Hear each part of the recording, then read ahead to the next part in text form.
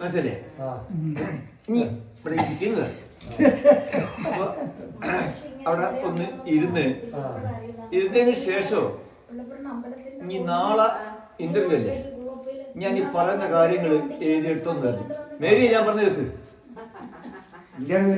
ഇന്റർവ്യൂവിന്റെ കഥയാണ്. എന്തെന്നായി പറഞ്ഞെന്ന് വെച്ച് കഴിഞ്ഞാല്, നിനക്ക് നാളെ ഇന്റർവ്യൂ ഉണ്ടെങ്കിൽ നിന്നോട് ചോദിക്കും നീ എങ്ങനെയാണ് പഠിപ്പിക്കുക, എങ്ങനെയാണ് ബ്ലാക്ക് ബോർഡ് എന്ത് ചെയ്യുക ഉപയോഗിക്കുക, എന്തെല്ലാം കാര്യങ്ങൾ എന്ത് ചെയ്യണം ശ്രദ്ധിക്കണം. പിന്നെ എന്നോട് പറഞ്ഞ് ചിലപ്പോൾ എന്ത് വേണ്ടി വരും, സ്വന്തമായിട്ട് ഇന്റർവ്യൂ അല്ലേ, എന്തെങ്കിലും ചെറുതെങ്കിലും എന്ത് ചെയ്യണം പറയേണ്ടി വരും. ഞാൻ വലിയ ഗൗരവം എന്ത് ചെയ്തില്ല, കാരണം ഒന്നാമത് എനിക്ക് അത്ര ജോലികളൊന്നും അതിൽ താല്പര്യമൊന്നും എന്തില്ല ഇല്ല. ആടെ കുറേ പെൺകുട്ടികളും ഞാൻ എൻ്റെ സങ്കല്പങ്ങൾ ആയിട്ട് ഇങ്ങനെ എന്ത് ചെയ്യുന്നതാണ് കളിച്ച് രസിച്ച് ചോറും തിന്ന് ഭക്ഷണം കഴിച്ച് ഇങ്ങനെ പോകുന്ന കാലമാണ്. ഞാൻ എവിടുന്നാ വരുന്നത്, ഉറുദു പറയണം, മനസ്സിലല്ലേ. ഇന്നലെ മുതൽ ഇന്ന് ഇവിടം വരെ നിങ്ങൾ വന്ന ഒരു കാര്യത്തെ പറ്റിയിട്ട് എന്ത് ചെയ്യണം, ഒരു ഷോർട്ടായിട്ട് പറയണം.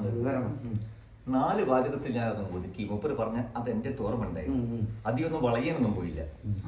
അടുത്ത ചോദ്യം ഉണ്ടല്ലോ, അഥവാ നിങ്ങൾ സെലക്ട് ചെയ്താൽ എങ്ങനെയാണ് നിങ്ങൾ പഠിപ്പിക്കുക?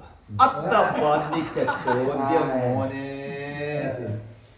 അന്നത്തെ മെത്തേഡ് ഇന്നത്തെ മെത്തേഡ് ഡിഫറെന്റ് ആണ്.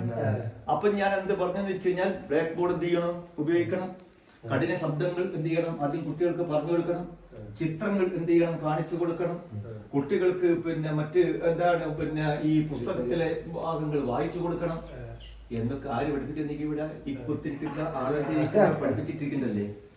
ഇതങ്ങ് പറഞ്ഞ് പിന്നെ ഓൽക്കും തൃപ്തിയായി. പിന്നെ എന്നോട് വായിക്കാനേ പറഞ്ഞിട്ടുള്ളൂ. വായിക്കാൻ ഞാൻ മിടുക്കനാ, കാരണം ഞാൻ ഇവിടെ പഠിപ്പിക്കുന്നത്. Rank number 2. ഒന്നാമത്തെ കിട്ടാനത് എന്നെക്കാളും വയസ്സ് 10-15 വയസ്സുള്ള അടുത്ത ഇനി ഇന്റർവ്യൂ ഇല്ലാത്ത ചങ്ങായി ഉണ്ടായിരുന്നു. അങ്ങനെയാ ഇത് കിട്ടിയത്.